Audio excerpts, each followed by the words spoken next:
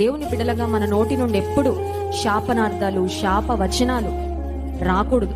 అది మనల్ని మనం చెప్పించుకోకూడదు, ఇతరులను కూడా చెప్పించకూడదు. కొంతమందికి శాప వచనాలు ఒక అలవాటుగా వచ్చేస్తూ ఉంటాయి.